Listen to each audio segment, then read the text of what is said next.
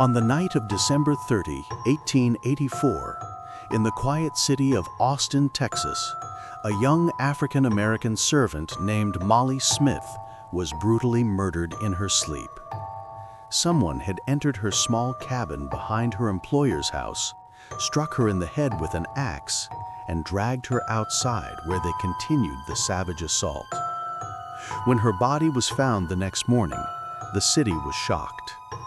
But this was only the beginning of a reign of terror that would claim at least 8 lives and create what many historians now recognize as America's first documented serial killer case.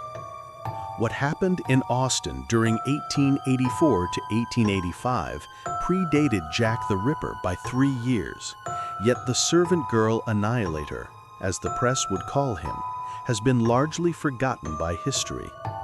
The case was never solved, and the killer's identity remains a mystery over 135 years later.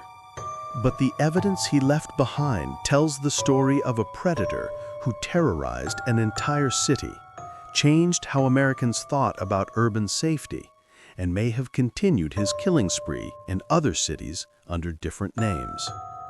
Austin in 1884 was a growing city, the capital of Texas, with a population of about 17,000 people.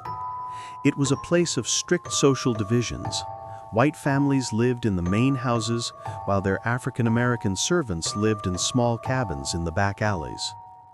These isolated cabins, separated from the main streets by distance and darkness, became hunting grounds for a killer who struck only at night, moving through the shadows like a ghost. After Molly Smith's murder, the city tried to dismiss it as an isolated incident, perhaps a crime of passion or a robbery gone wrong. But on May 6, 1885, the killer struck again. Eliza Shelley, another African-American servant, was attacked in her cabin with an axe. She survived the initial assault, but died from her injuries. 3 days later, on May 23rd, Irene Cross was murdered in the same manner, attacked with an axe while she slept. The pattern was becoming clear and terrifying.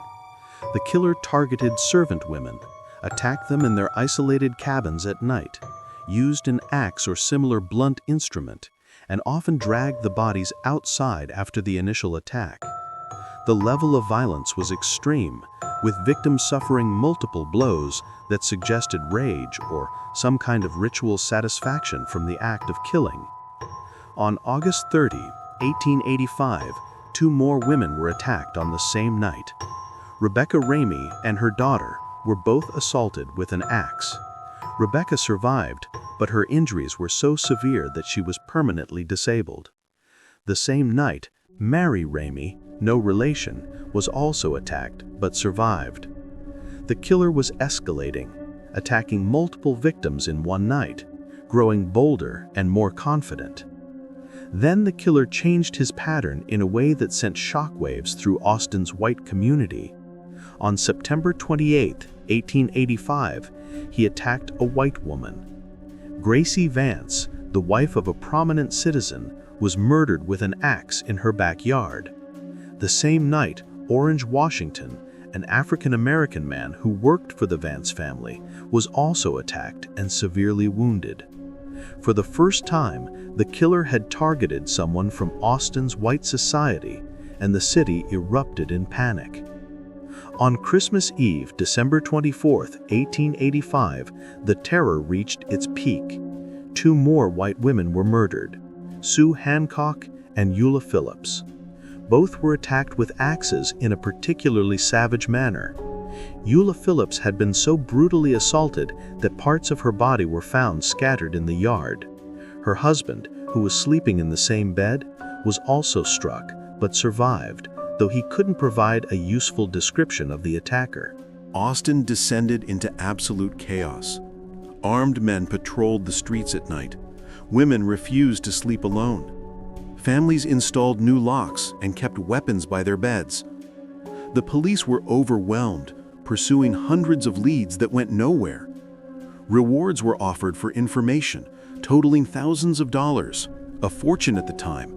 but no one came forward with credible evidence. The investigation was hampered by the racial dynamics of the era. When the victims were African American servants, the police response was minimal. But when white women began dying, the entire machinery of law enforcement mobilized. Detectives from other cities were brought in. Private investigators were hired. Newspapers across the country covered the story. Yet despite all these resources, the killer remained a phantom. Dozens of suspects were arrested, questioned, and released. Some were clearly innocent, arrested based on nothing more than being in the wrong place or fitting vague descriptions. Others were subjected to brutal interrogations that would be illegal today. Several African American men were beaten by police trying to extract confessions. A few were even lynched by mobs before they could be properly investigated, but none of them were proven to be the actual killer. One suspect who garnered significant attention was Maurice, a Malay cook who worked for several families in Austin. He was arrested after the Christmas Eve murders based on circumstantial evidence and the fact that he seemed foreign and therefore suspicious to investigators. He was held for months, but eventually released when no concrete evidence connected him to the crimes. Another theory pointed to a man named Nathan Elgin, who had been convicted of attacking a woman with an axe in a neighboring county. But Elgin was in jail during some of the Austin murders, so he couldn't have been responsible for all of them. Unless, investigators theorized, there were two killers working together or copying each other's methods. The most disturbing theory, one that has gained credibility among modern researchers, is that the Servant Girl Annihilator may have been Jack the Ripper. The timeline fits. The Austin murders stopped in December 1885, and the Whitechapel murders in London began in August 1888, about 2.5 years later. Both killers used similar methods, attacking at night, targeting vulnerable women, using extreme violence, and then disappearing without a trace. Some researchers have identified a suspect who could connect both cases, a man who lived in Austin during the murders and then traveled to London around the time the Ripper killings began. But this theory remains controversial and unproven. Others point out that the use of an axe versus a knife and the outdoor versus indoor attack patterns suggest different killers. What makes the Servant Girl Annihilator case particularly frustrating for historians is how much evidence was lost or destroyed. In the 1880s, forensic science barely existed. There were no fingerprints taken, no blood samples preserved, no crime scene photographs beyond a few poor-quality images. Witnesses gave conflicting descriptions. Physical evidence was contaminated by crowds of curious onlookers who trampled through crime scenes. Some witnesses reported seeing a man in dark clothing lurking near the crime scenes. Others mentioned seeing someone tall, while different witnesses described someone short. Some said the attacker was white, others insisted he was black or Hispanic. The descriptions were so varied that they were essentially useless. What we do know about the killer comes from his pattern of behavior. He was someone who could move through Austin at night without arousing suspicion. He knew the layout of the city well enough to navigate the back alleys where servants' cabins were located. He was strong enough to overpower multiple victims and drag bodies significant distances. He possessed an axe or similar weapon that he either brought with him or found at each location. Then, as suddenly as the attacks had begun, they stopped. After Christmas Eve 1885, the Servant Girl Annihilator never struck again in Austin. Or if he did, the murders were never connected to the earlier cases. The city slowly began to relax, though the fear never completely disappeared. Women continued to take extra precautions for years afterward. Several theories attempt to explain why the murders stopped. Perhaps the killer died or was injured. Maybe he was arrested for an unrelated crime and imprisoned somewhere else. He could have moved to another city and continued killing under different circumstances. Or perhaps the police pressure finally became too intense and he decided to stop. The long-term impact of the Servant Girl Annihilator on Austin and American society was significant. This was one of the first times a serial killer terrorized an American city in a way that made national news. The case helped establish patterns that would be recognized in future serial killer investigations: the random selection of victims, the geographic area of operation, the escalation of violence, and the killer's ability to evade capture despite intense manhunts. The case also exposed the racial disparities in law enforcement and media coverage. When African American women were being murdered, the response was tepid. But when white women died, the city mobilized all its resources. This pattern would repeat itself in serial killer cases for the next century. Today, the victims of the Servant Girl Annihilator rest in Austin cemeteries, most in unmarked or poorly maintained graves. Molly Smith, Eliza Shelley, Irene Cross, and the others have been largely forgotten by history, their stories overshadowed by more famous serial killer cases. But they were the first victims of what would become a distinctly American nightmare: the serial killer who could be anyone, who could be your neighbor, who could strike at any moment. Austin has grown from a city of 17,000 to over 1 million residents. The back alleys where servants' cabins once stood are now valuable real estate. The crime scenes have been paved over or developed into modern buildings. But somewhere in those modern streets, over 135 years ago, a killer walked freely, taking lives at will and then vanishing into legend. The Servant Girl Annihilator was never caught, never identified, never brought to justice. 8 women died, and several others survived with physical and psychological scars that lasted the rest of their lives. A city lived in terror for over a year, and somewhere, perhaps, the killer lived out his life, died of old age, and took his secrets to an unmarked grave, never knowing that he would be remembered as possibly America's first serial killer. Jack the Ripper, Victorian London's unsolved nightmare. In the autumn of 1888, the Whitechapel district of London's East End became the hunting ground for history's most infamous unidentified serial killer. Jack the Ripper, as he would come to be known, committed a series of murders so brutal and methodical that they shocked Victorian society and spawned an investigation that continues to this day. The Whitechapel setting. To understand the Ripper murders, you must first understand Whitechapel. This was one of London's poorest and most overcrowded neighborhoods, packed with immigrants, the unemployed, and the destitute. The streets were narrow, poorly lit, and dangerous. Prostitution was rampant. Estimates suggest there were over 1,200 prostitutes working in Whitechapel at the time, driven by desperate poverty. It was the perfect hunting ground for a predator who knew how to disappear into the shadows. The Canonical Five.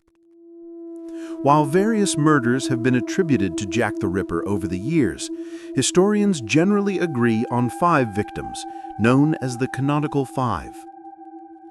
Marianne Nichols was found on August 31, 1888, her throat cut and abdomen mutilated. 43 years old, she had been reduced to sleeping in workhouses and walking the streets at night.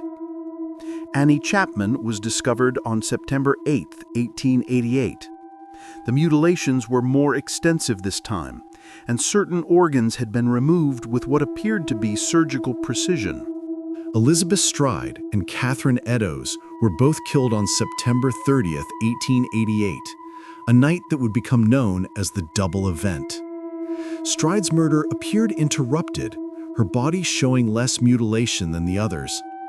Eddowes, found less than an hour later, bore the most extensive injuries yet. Mary Jane Kelly, the final canonical victim, was murdered on November 9, 1888. Unlike the others, she was killed indoors in her small rented room.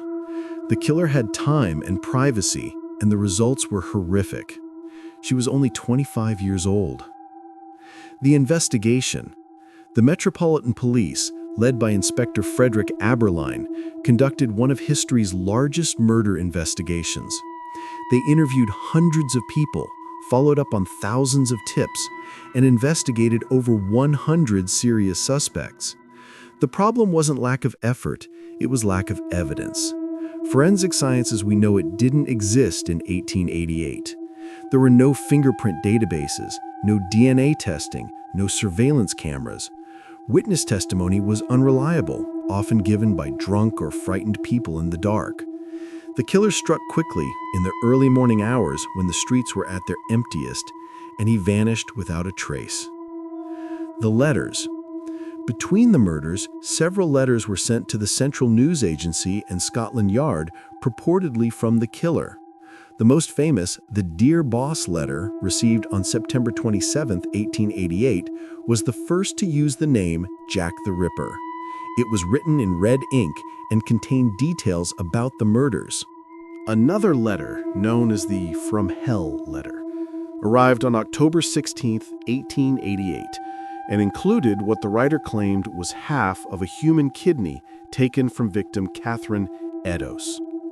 Medical examination couldn't definitively prove the kidney's origin. To this day, experts debate whether any of these letters were genuine or simply hoaxes from attention seekers. The media sensation surrounding the case encouraged dozens of fake letters. The suspects. Over the decades, numerous suspects have been proposed. Montague John Druitt, a barrister and teacher who drowned in the Thames in December 1888, was considered a strong suspect by police at the time. Aaron Kosminski, a Polish immigrant with mental health issues, was named in police memoirs years later. More sensational theories have pointed to figures like Prince Albert Victor or the artist Walter Sickert, though these lack credible evidence. Modern investigators have used everything from psychological profiling to mitochondrial DNA analysis, attempting to identify the killer, but no definitive conclusion has ever been reached. Why he stopped. The murders ceased as suddenly as they began. After Mary Kelly's death in November 1888, there were no more killings that matched the Ripper's pattern. Theories abound. Did he die? Was he institutionalized? Did he emigrate? Did he simply stop killing? We'll likely never know. The legacy. The Jack the Ripper case fundamentally changed criminal investigation in Britain. It exposed the inadequacies of Victorian policing and helped drive reforms in investigative techniques. The case also created our modern conception of the serial killer, a calculating, methodical murderer who kills strangers for psychological gratification. More than 135 years later, the identity of Jack the Ripper remains one of criminology's greatest mysteries. The fog-shrouded streets of Whitechapel have long since been rebuilt, but the questions remain, haunting us across the centuries. If these stories sent chills down your spine, don't vanish into the darkness without hitting that like button. Share your scariest experience in the comments below, because your story might be featured next. And remember, the scariest thing is missing out, so subscribe now before the next nightmare finds you.